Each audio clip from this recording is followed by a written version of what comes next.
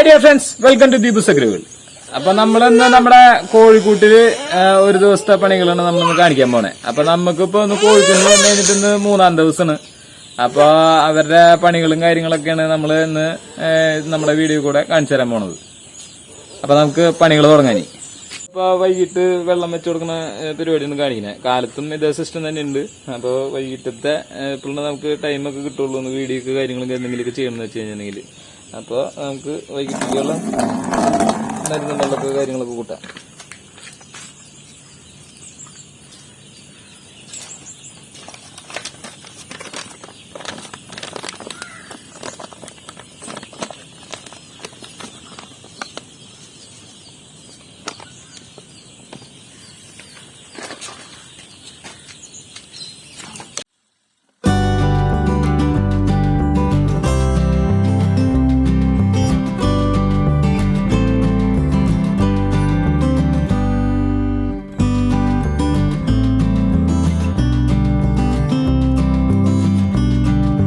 നമ്മള് മരുന്നൊക്കെ കലക്കി അപ്പൊ ഒരു കൂട്ടിലേക്ക് ആവശ്യമായിട്ടുള്ള മരുന്ന് എടുത്തുണ്ടോന്നു പിന്നെ നമ്മൾ വെക്കാനുള്ള പരിപാടി. ഇതിപ്പോ നമ്മൾ സാധാരണ ബക്കറ്റിലാണ് നമ്മൾ ചീപ്പ് ആൻഡ് ബെസ്റ്റ് എന്ന് പറയുന്ന പോലെ തന്നെ സാധാരണ ബക്കറ്റ് മേടിച്ച് കഴിഞ്ഞിട്ട് അതിന്റെ ഒരു അടപ്പ് വേറെ അളവിലുള്ള അടപ്പും മേടിച്ച് കഴിഞ്ഞിട്ടാണ് അങ്ങനെ ചെയ്യുന്നത്.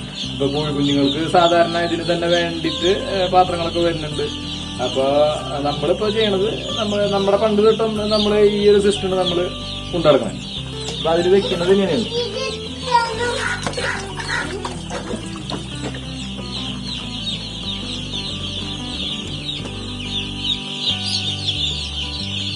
അപ്പൊ കാലത്ത് നമ്മൾ വെള്ളം വെച്ചതൊക്കെ കുടിച്ച് തീർന്നിട്ടൊന്നുമില്ല.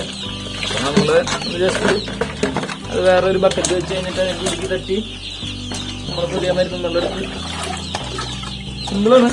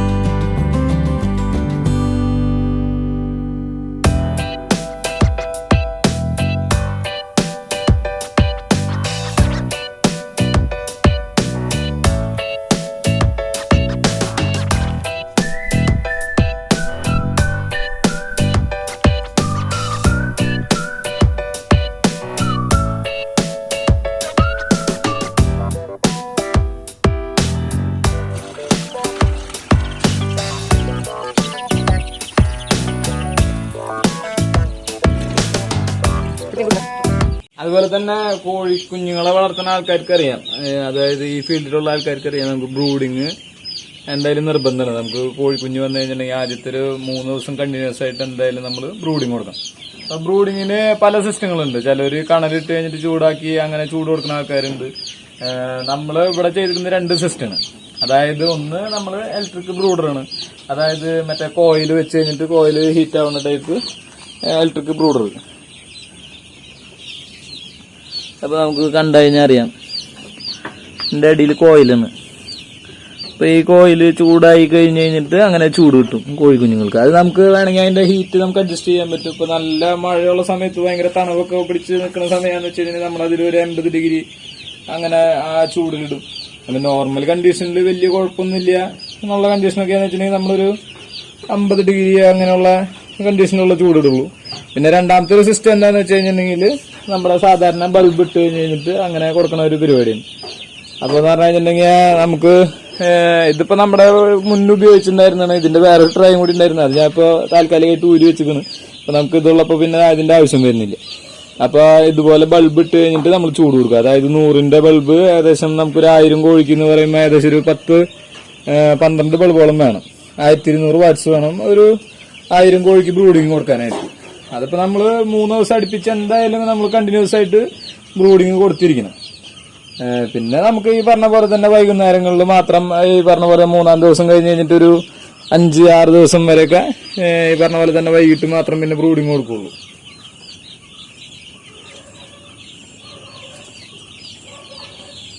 അതുപോലെ നമ്മളിപ്പോ ഈ വെള്ളത്തിന്റെ ഈ പാത്രമൊക്കെ വെക്കുന്ന ഏകദേശം ഒരു 4-5 ദിവസത്തേക്ക് വരെ 5 ദിവസം അല്ലെങ്കിൽ ഒരു 6-7 ദിവസം വരെയൊക്കെയാണ് നമ്മൾ ഈ വെള്ളം പാത്രം വെക്കുള്ളൂ.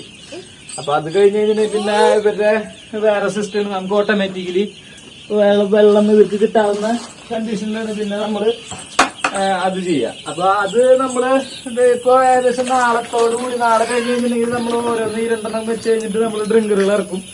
അപ്പൊ നമുക്ക് പതുക്കെ ഈ പാത്രത്തിന്റെ എണ്ണം കുറയ്ക്കും. പക്ഷെ ഫുള്ളായിട്ട് നമ്മൾ ഈ പാത്രം വെക്കുന്നത് നിർത്താന്ന് വെച്ചിട്ടുണ്ടെങ്കിൽ ഒരു 6 ദിവസം കഴിഞ്ഞിട്ടാണ് നമ്മൾ ഇത് നിർത്തലുള്ളൂ.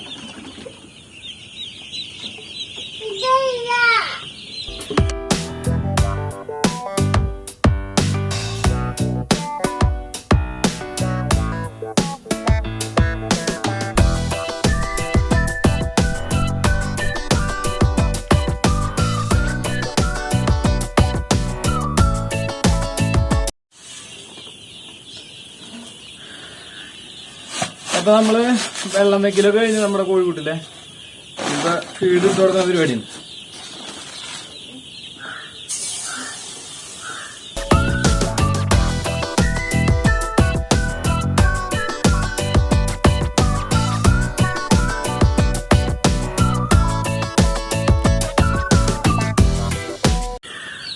അപ്പൊ നമ്മുടെ ഇന്നത്തെ ഒരു ദിവസത്തെ പരിപാടികൾ കഴിഞ്ഞു കോഴിക്കൂട്ടിന്റെ. അപ്പൊ ഇതൊക്കെയാണ് നമ്മുടെ ഫാമിലത്തെ കോഴിയിലൊക്കെ കുഞ്ഞു കോഴിയായിരിക്കുന്ന സമയത്തെ പണികളും കാര്യങ്ങളൊക്കെ. ഇനിയിപ്പോ കോഴി വലുതാവുന്നതനുസരിച്ചിട്ട് നമ്മുടെ പണികളും ഇത്തിരിശൊക്കെ കൂടി വരും. അപ്പൊ കൂട് ഇളക്കേണ്ട വരും, അങ്ങനെയുള്ള കാര്യങ്ങള്. പിന്നെ 2 ടൈം ഫീഡിടണം, പരിപാടികൾ കാര്യങ്ങളൊക്കെ ആയിട്ട്. ഇപ്പൊ പറഞ്ഞാൽ കുഞ്ഞു കോഴിയായ കാരണം നമുക്ക് അധികം സമയമൊന്നും പിടിക്കുന്നില്ല, വേഗം കഴിയും. പക്ഷെ വലിയ കോഴിയാകുമ്പോൾ നമുക്ക് ഇത്തിരി സമയം എടുത്ത് കാര്യങ്ങളൊക്കെ ചെയ്യേണ്ടി വരുമ്പോൾ ഇത്തിരി ടൈം എടുക്കും. അപ്പൊ വീഡിയോ എല്ലാവർക്കും ഇഷ്ടപ്പെട്ടെന്ന് കരുതുന്നു. അപ്പൊ വീഡിയോ ഇഷ്ടപ്പെട്ട് കഴിഞ്ഞാൽ സബ്സ്ക്രൈബ് ചെയ്യുക, അതുപോലെ തന്നെ ലൈക്ക് ചെയ്യുക, ഷെയർ ചെയ്യുക. അപ്പൊ വീണ്ടും വേറൊരു വീഡിയോ കൂടെ കാണുമ്പോഴേക്കും വണക്കം.